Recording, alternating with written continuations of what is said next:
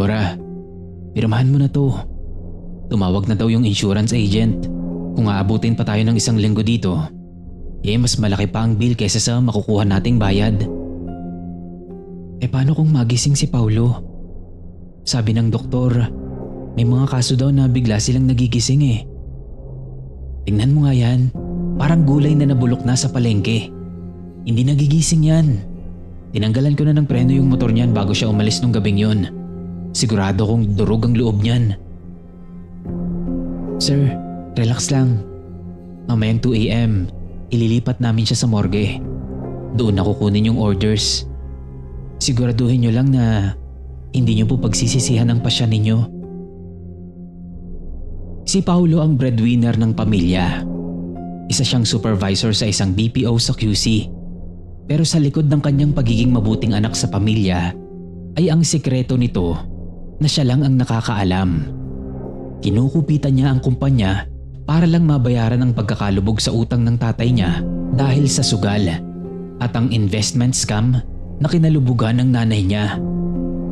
Isang araw bago ang aksidente, nakatanggap si Paulo ng email mula sa HR.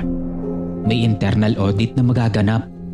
Alam niyang kulungan ng bagsak niya sa oras na mahuli siya. Kaya nag-isip siya ng paraan para malusutan ito. Ang plano na siya ay maaaksidente sa kanyang motor. Pero ang hindi niya alam ay naunahan na siya ng amahin niya sa pagdiskarte sa kanyang buhay. Sa loob ng ICU room 302, nagising si Paulo mula sa pagkakakoma ng ilang araw. Pero wala ni isa sa parte ng kanyang katawan ang kaya niyang igalaw. Ito na ata ang karma niya. Isip-isip pa niya. Para kay Paulo, ang tunog na yon ang tanging dahilan kung bakit siya buhay. Gising siya, pero ang kamalayan niya ay parang isang preso sa loob ng isang kabaong na yari sa sarili niyang laman at buto. Nararamdaman niya ang bawat detalye. Ang malamig na tubo sa loob ng kanyang lalamunan, ang pangangate ng kanyang likod na hindi niya kayang kamutin, at ang hapdi ng bawat sugat sa buo niyang katawan. Naririnig niya ang lahat. Ang tawanan ng mga nurse sa labas, ang kalansing ng mga gamit sa ospital na yon, at ang mga yabag ng mga paa na pabalik-balik. Bumukas ang pinto. Pumasok ang amoy ng betadine at ang amoy ng pawis ng kanyang amahing si Bert. Wala pa ring pagbabago, sabi ni Bert. Narinig ni Paulo ang paghila ng tatay niya sa isang plastik na silya. 1 linggo na tayong pabalik-balik dito, Cora. Ubus na ang leave ko sa trabaho. Wala na tayong pambayad sa kuryente at bahay. Sa mga utang-utang natin, wala na akong malapitan.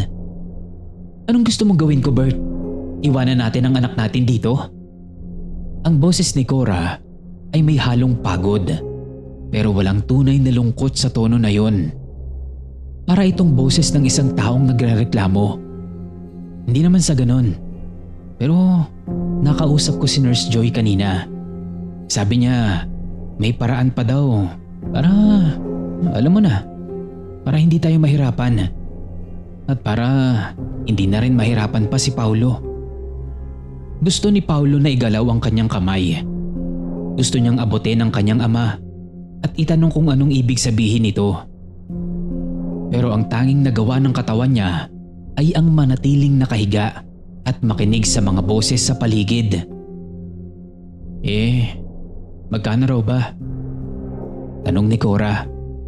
Ang tono ng boses niya ay biglang naging interesado. 200,000 daw para sa kidney. May dagdag pa kung isasama yung mata. Cash, Cora. Cash. Walang tanong-tanong. Makukuha agad natin ang bayad. Nakaramdam si Paulo ng kilabot. Gumapang ito sa buo niyang katawan. Gusto niyang sumigaw. Buhay pa ako! Naririnig ko kayo! Sinubukan niyang i-focus ang lahat ng kanyang lakas sa dulo ng kanyang hintuturo. Gumalaw ka! Gumalaw ka! Putang ina, gumalaw ka! Subalit walang nangyari. Kahit konti. Hindi gumalaw ang kanyang daliri. Paano yung insurance? Tanong ulit ni Cora. Paano kapag nalaman na kinuha yung mga organs? Baka hindi natin makuha yung pera dun. Si Joy na raw ang bahala sa medical report. Ilalagay niya na cardiac arrest ang ikinamatay. Standard procedure daw yun. Paliwanag ni Bert. Isipin mo, Cora, mababayaran na natin yung utang natin. Makakabili pa tayo ng bagong motor para sa delivery business natin. Sigurado kong gusto din yun ni Paulo. Ang makatulong at masolusyonan ang problema natin. Pumasok si Nurse Joy. Naramdaman ni Paulo ang paglapit nito dahil sa amoy ng kanyang pabango na humalo sa amoy ng ospital. Sir, ma'am, ready na ba yung papers? Bulong ni Joy. Yung buyer kasi nagmamadali na. Kailangan daw yung kidney bago mag-umaga. Ready na Nurse Joy, sabi ni Bert. Pipirmahan na lang naman to, di ba? Narinig ni Paulo ang pagkuskus ng ballpen sa papel na tila nagsilbing tunog ng pirma ng kanyang kamatayan. Eto na nurse, simulan na natin. Naramdaman ni Paulo ang kamay ni Joy sa kanyang braso. Hinahanapan siya ng ugat, pero hindi para sa gamot. Huwag kang mag-alala, Paulo. Mabilis lang naman to. Bulong ni Joy sa mismong tenga nito. Itinaas ni Joy ang gilid ng bed rail. Naramdaman ni Paulo ang pag-alog ng kama niya habang itinutulak siya palabas ng ICU. Ang mga ilaw sa kisame ng hallway ay nagiging dahilan ng pagbigat ng kanyang talukap. Dinala siya sa isang lumang bahagi ng ospital. Iba na ang amoy doon. Hindi na amoy malinis na ospital. Ibinaba siya sa isang malamig at matigas na lamesa. Ang lamig ng metal ay agad na kumalat sa kanyang likod. Wala bang anesthesia? Tanong ni Cora sa malayo. Hindi na ho kailangan. Sagot ng isang boses na hindi kilala ni Paulo. Isang boses na tila sanay na sa ginagawa at wala nang pakialam. GCS3 na siya. Patay na ang brainstem niya. Kaya wala na siyang mararamdaman. Mali kayo! Mali kayo! Sigaw ni Paulo sa loob ng kanyang isip. Gustong gusto niyang magwala. Sumigaw. Sabihin sa kanila na itigil na ang kalokohang ginagawa. Hanggang sa maramdaman niya ang malamig na likidong ibinubuhos sa kanyang tiyan. Alkohol. Pagkatapos noon, ang hapdi ng isang bagay na matalim ay agad na gumuhit sa kanyang balat. Isang hiwa mula sa baba ng kanyang dibdib, pababa sa kanyang pusod. Hindi niya maipaliwanag ang sakit na nararamdaman. Hindi ito sakit na katulad ng nakukuha sa pakikipaglaro. Para siyang nasa impyerno para parusahan. Dama rin niya ang hapdi ng alkohol, ang unti-unting paghiwalay ng kanyang balat, ang pagpunit sa kanyang taba, ang malamig na hangin na unti-unting pumapasok sa loob ng kanyang tiyan. Gusto niyang bumangon, gusto niyang itulak ang doktor, pero ang tanging nagawa lang niya ay isang maliit na paggalaw sa kanyang mata. Galaw na nakita ng lalaking humihiwa sa kanya at ng nurse na si Joy. Tignan mo, Joy, gumagalaw yung mata, sabi ng doktor. Tinignan ni Joy ang mukha ni Paulo. Kinuha niya ang penlight at itinapat sa mga mata nito. Ang liwanag ay parang isang baril na tumama sa utak ni Paulo. Lumikha iyon ng sakit sa kanyang sentido. Nakita ni Joy ang pagkontract ng mga mata nito. Nakita niya ang ebidensya na buhay pa si Paulo.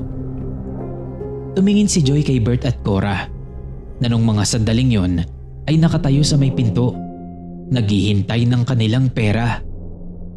Tapos noon ay saka siya muling tumingin kay Paulo. Wala yan, sabi ni Joy habang pinapatay ang penlight. Muscle spasm lang yan. Tuloy mo na. Ipinagpatuloy ng lalaki ang paghiwa sa kanyang kalamnan. Naramdaman ni Paulo ang lahat. At sa gitna ng impyernong iyon, ang huling narinig ni Paulo ay ang boses ng kanyang ina. Bert, bili ka rin ng bucket ng chicken pag uwi natin ha? Gutom na ako eh, sabi ni Cora. Ang huling hininga ni Paulo ay hindi isang buntong hininga ng kapayapaan, kundi ang huling sigaw. na nananatiling nakabaon sa kanyang lalamunan, habang ang kanyang puso ay unti-unting hinuhugot mula sa kanyang dibdib upang ibenta sa pinakamataas na presyo. Pagkalipas ng 3 oras, ang bangkay ni Paulo ay ibinalik na sa ICU bed. Maayos na natahi ang hiwa sa ilalim ng gown. Ang ulat ni Joy ay malinis. Natural causes. Pagkalabas ng ospital, sumakay sina Bert at Cora sa isang taxi. Sa loob ng sasakyan, binuksan ni Bert ang kanyang wallet. Sabi sa'yo, Cora mas malaki ang kinita ni Paulo dito. Kesa nung nagtatrabaho pa yan. Sa wakas, nakatulong din yung anak mo. Sa ICU room 302, pumasok ang isang janitor para linisin ang tray sa tabi ng kama. Sayang tong batang to. Bulong ng janitor habang itinatapon ang tubig sa lababo. Mabait pa naman daw. Wala nang nakakaalam sa katotohanan dahil sa mundong ito, ang tanging boses na pinakikinggan ay ang boses ng kasakiman.